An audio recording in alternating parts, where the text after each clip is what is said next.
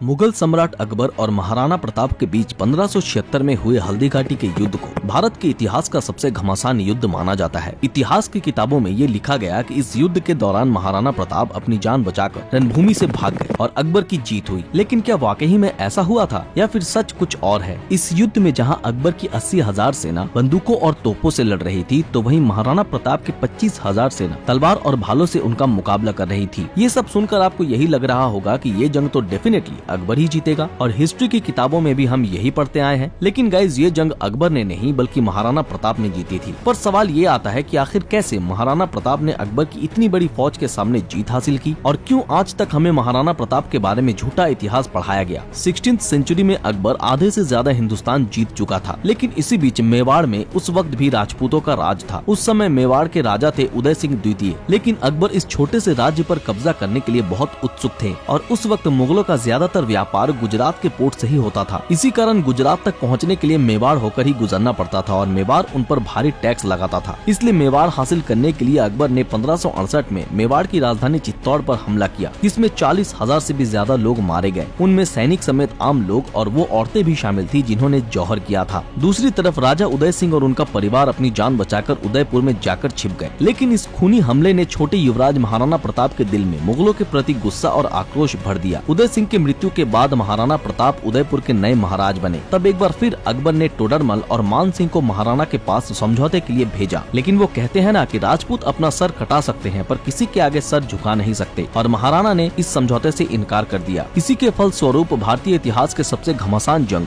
हल्दी घाटी युद्ध की शुरुआत हुई। इस युद्ध में अकबर के पास महाराणा की तुलना में 3 गुना हाथी और इतने घोड़े थे कि उतने घोड़े महाराणा प्रताप के पूरे राज्य में नहीं थे। इसके अलावा 80,000 से भी ज्यादा सैनिक और तोपें थी। वहीं महाराणा प्रताप के पास सिर्फ 25,000 सैनिक थे। गाइस, इतनी बड़ी सेना होने के बावजूद भी महाराणा प्रताप ने अकबर को हरा दिया। लेकिन कैसे? दरअसल इसके पीछे का सबसे बड़ा रीजन था महाराणा प्रताप की दूरदृष्टि। सबसे पहले उन्होंने खुद को एक ऐसी जगह पे महफूज रखा जहां अकबर की विशाल सेना को हल्दी घाटी से होकर ही गुजरना पड़ेगा, और इस घाटी में एंटर करने का रास्ता कुछ ऐसा था जो कि काफी पतला है, जिसमें से एक समय में बस कुछ ही सैनिक चल पाएंगे। दूसरी चीज, चित्तौड़ के हमले में अकबर का सबसे बड़ा हथियार था तोप, जिनके मदद से अकबर चित्तौड़ की दीवारों को तोड़ उसमें घुस पाने में कामयाब हुआ। लेकिन ये तोप आकार में इतने बड़े थे कि हल्दी घाटी के उस पतली गली में ये नहीं घुस सकते, जिसके कारण अकबर को अपनी सबसे ताकतवर हथियार के बिना ही ये युद्ध लड़नी पड़ी। तीसरी चीज, महाराणा प्रताप ने हल्दी घाटी के भील कबीले को अपने सेना में शामिल कर लिया, क्योंकि वो जानते थे कि किसी भी युद्ध को जीतने के लिए बड़ी सेना और हथियार के साथ साथ जिस रणभूमि में युद्ध हो रहा है उसकी जानकारी भी होनी चाहिए। भील कबीले के लोग तीर चलाने में माहिर थे। एक तरफ जहाँ वे पहाड़ियों पर चढ़कर तीरों से मुगल सेना को जख्मी कर रहे थे, तो वहीं दूसरी तरफ जंग की हर अपडेट महाराणा प्रताप को दे रहे थे। लंबे समय तक चले इस युद्ध में महाराणा प्रताप का सामना जब मुगलों के सेनापति मान सिंह के साथ हुआ, तब वो अपनी हाथी पर सवार थे और यहीं पर सबसे बड़ी भूमिका रही महाराणा प्रताप के घोड़े चेतक की। चेतक ने अपने पैरों से मान सिंह के हाथी पर एक ऐसा वार किया कि मान सिंह सीधा जमीन पर आ गिरे। पर उस वक्त युद्ध में हाथियों के सूंड में तलवार लटकाई जाती थी, जिसके चलते चेतक का एक पैर बुरी तरह जख्मी हो गया। इसी चीज का फायदा उठाते हुए कुछ मुगल सैनिक महाराणा प्रताप पर हमला करने के लिए उनका पीछा करने लगे। फिर जो घटना हुई उसने चेतक को इतिहास के पन्नों में अमर बना दिया। पैरों से पानी की तरह खून बहने के बावजूद भी चेतक लगातार 5 किलोमीटर तक दौड़ता रहा और एक खाई के पास लगभग 90 फीट की छलांग लगाकर खाई के दूसरी तरफ आ गिरा। ऐसा करके उसने महाराणा प्रताप की जान तो बचा ली, मगर खुद दम तोड़ दिया। मुगलों के घोड़े इस खाई को पार नहीं कर पाए और महाराणा प्रताप वहाँ से सही सलामत बच पाने में कामयाब हुए। ये कहानी सुनकर आप भी यही सोच रहे होंगे कि महाराणा प्रताप तो युद्ध भूमि छोड़कर भाग गए। लेकिन गाइज, किसी युद्ध में जीत तब तक नहीं होती जब तक विरोधी राजा को मार गिराया ना जाए या उसके राज्य पर कब्जा ना कर लिया जाए। उस वक्त तो महाराणा प्रताप वहाँ से बचकर निकल चुके थे, लेकिन कई दिनों तक वो वहीं के जंगलों में अपने सैनिकों के साथ रुके थे और मुगलों को कभी भी मेवाड़ तक पहुँचने ही नहीं दिया। जिसके बाद अकबर ने हार मान ली और अगले 20 सालों तक मेवाड़ पर महाराणा प्रताप ने ही राज किया। परंतु हमारी हिस्ट्री बुक्स में तो कुछ और ही लिखा है कि अकबर ने महाराणा प्रताप को हराकर मेवाड़ पर कब्जा कर लिया था। पर आखिर ये झूठी कहानी लिखी ही क्यों गई? गाइज, क्योंकि हमारे देश का इतिहास हिस्टोरियंस ने नहीं बल्कि पॉलिटिशियंस ने लिखा है। अब राजस्थान की ही बात करें तो जैसे जैसे राजस्थान में पार्टी बदली, इतिहास की किताबों में महाराणा प्रताप को एक नई जगह मिली। उनका सच दुनिया के सामने आया। किसी पार्टी के लिए वो महान योद्धा थे तो किसी पार्टी के लिए वो भगोड़ा। लेकिन दोस्तों, आज आप ये जान गए कि असल सच्चाई क्या थी और ये कहानियां मेवाड़ के आम लोग भी बयां करते हैं। गाइज, ऐसी नाइंसाफी सिर्फ महाराणा प्रताप के साथ ही नहीं हुई, बल्कि न जाने भारत के और कितने महान राजाओं की गाथाओं को मुगलों के क्रूर शासनकाल और शौर्य तले दबा दिया गया था। गाइज, आपको क्या लगता है, क्या दुनिया के सामने मुगलों के अलावा भारत भारत के अन्य राजाओं की शौर्य गाथा आनी चाहिए? क्या इतिहास की किताबों को एक बार फिर बदलना चाहिए? अपनी राय कमेंट में जरूर बताएं।